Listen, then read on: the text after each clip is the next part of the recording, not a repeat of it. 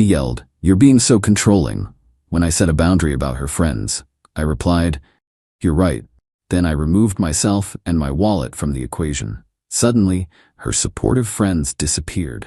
Original post I, 30 male, was checking our credit card statement when I noticed the pattern. Every weekend, same story. Drinks with the girls, $300, $400 charges at upscale bars. Been happening for months. Sophie, 28, walked in as I was looking at the latest one. $427 at some rooftop place. Hey, can we talk about these bar charges? What about them? Every weekend, it's hundreds of dollars. Last month alone was almost $2,000. Rolling her eyes. I go out with my friends, so what? On my credit card, every time. Our card, babe, we live together. It's literally my card, you're an authorized user. We'd been together 2 years, living together for 1. I'd added her to my card for emergencies and groceries. Somehow bottles of champagne with her friends became emergencies. This is what couples do, share expenses. Me share means both people contribute. When's the last time you bought drinks? I don't make as much as you know that. She worked part-time at a yoga studio, by choice, turned down full-time positions because she wanted work-life balance. Maybe we need boundaries. Your friends seem to expect me to fund their weekends. What? Me, every time you go out, you cover everyone. I've seen the receipts. 8 drinks, 10 drinks, bottles. You're buying rounds for the whole group. They're my friends. They support me, unlike you, apparently.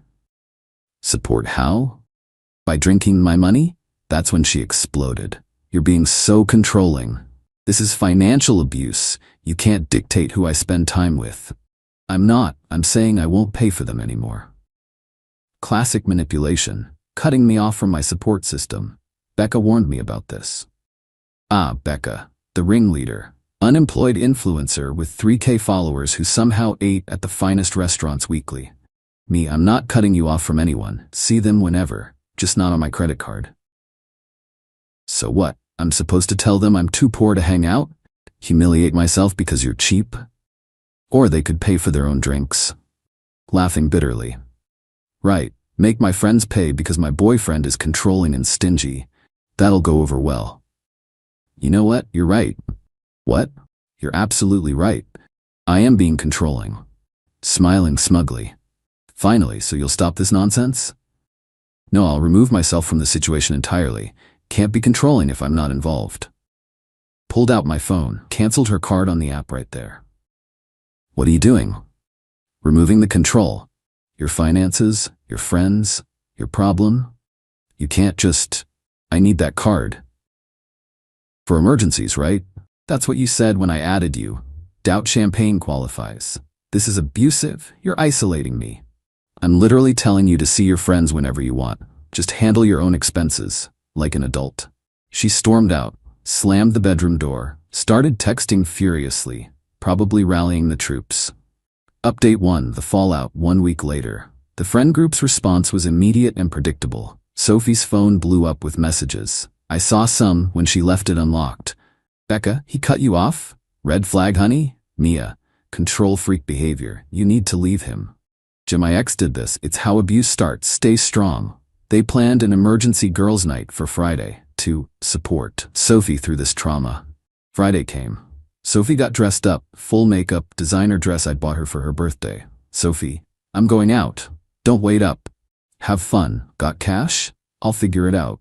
She left confident, came back 2 hours later, furious. Happy now? Me, what happened? They expected me to pay, said since my rich boyfriend cut me off, it was my turn to cover drinks. Me, and? I only had $60. That's like 2 cocktails there. I was humiliated. Thought they were supporting you? Becca said I was being dramatic about the card thing, that I should have saved money from all the times you paid. Me, so they knew you were paying with my money? Of course they knew.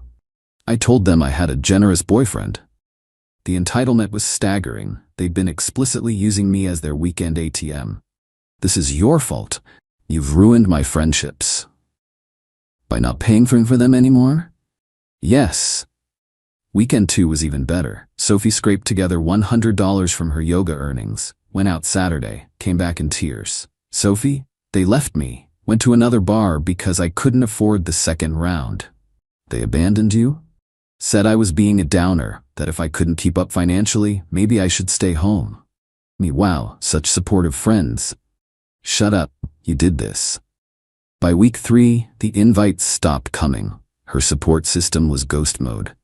Sophie started staying home weekends, sulking, posting passive-aggressive quotes about fake friends and knowing your worth. Zero self-awareness that she'd been the fake friend with my credit card. Update 2, the escalation. 1 month later. Sophie's solution to losing her party friends? Find new ones, with a twist. Started going to networking events at hotel bars, coming home with business cards from older men, potential investors for her wellness brand. She suddenly had. Wellness brand. I'm gonna be a lifestyle coach.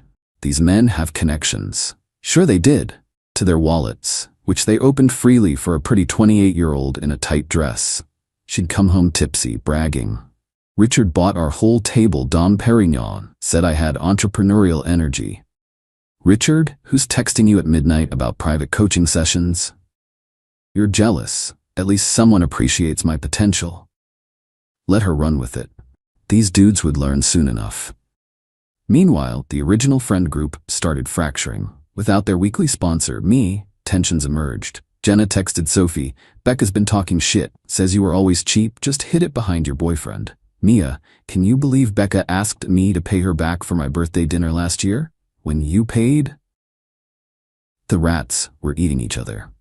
But Sophie's new networking strategy backfired spectacularly. Came home one night, makeup smeared, furious. That creep. Which one? Richard. He expected something for all those drinks. Shocking. A 55-year-old man buying bottles for a woman half his age wanted something. It's not funny. He got handsy when I mentioned investment terms. So he wasn't interested in your wellness brand. Stop. This is serious. I can't go back to those events now. Why not? Thought you were building connections. They all talk. Richard told everyone that I led him on. Her reputation in that circuit burned fast. I need access to funds, Brian. For a real business, then people will take me seriously. Get a full-time job, save money, fund it yourself. That'll take forever. Just give me a small loan, $10K to start. No. You're sabotaging my dreams. First my friends, now my career. Me. Your friends disappeared when the free drinks did. Your career was letting old men think they had a shot. Neither were my fault. She threw a wine glass. Missed. It shattered against the wall. I hate what you've turned me into. I haven't turned you into anything. I just stopped funding the fantasy.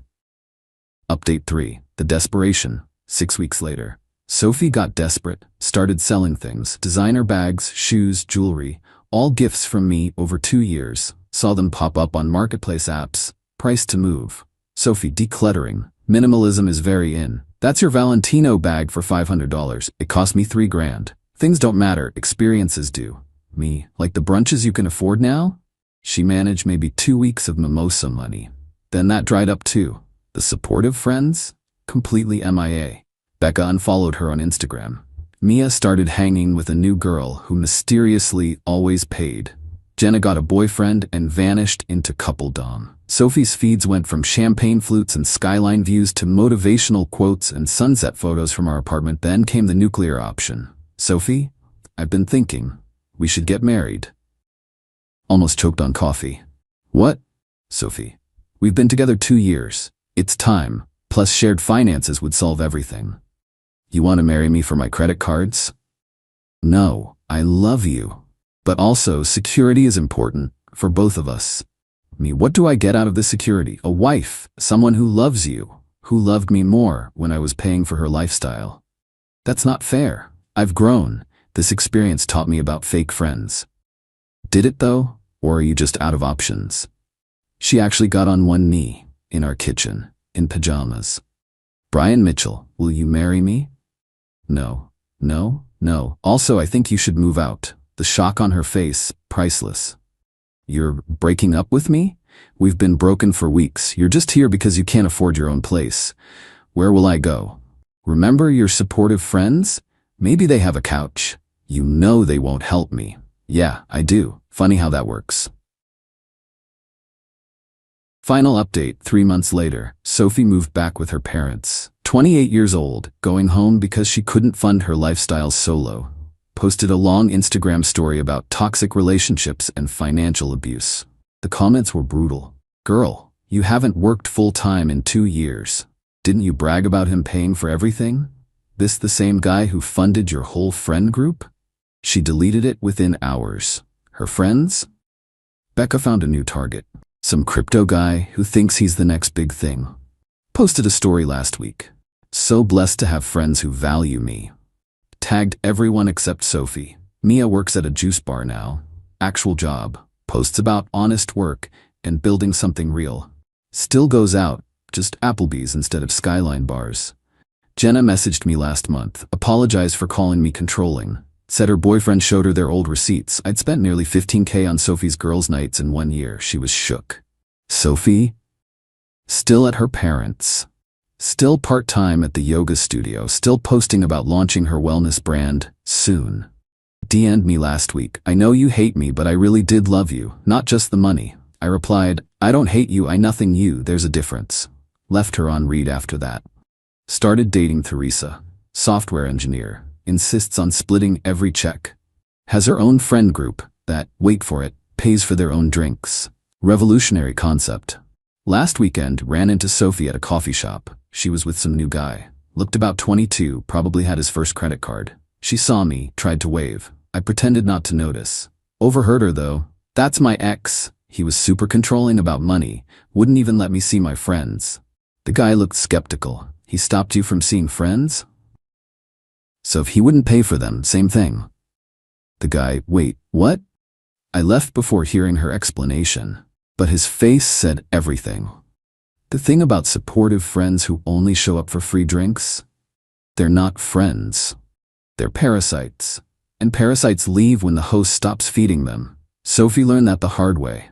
Her support system was just a bar tab I was paying. Now she gets to explain to every new guy why she has no close friends and lives with mom and dad. But hey, at least I'm not being controlling anymore. Funny how my boundary became her reality check. Turns out I wasn't isolating her from friends. I was subsidizing strangers who couldn't even remember her last name when the champagne stopped flowing. Best 15-calorie lesson I ever taught. Not for me, I knew exactly what I was paying for her. Update. Since some asked, yes, I knew what was happening earlier. But sometimes you have to let people show you exactly who they are. And sometimes they need to show themselves. Sophie wanted to blame me for controlling her friendships. So I stopped. The friendships evaporated. Can't blame me for gravity when I stop holding you up.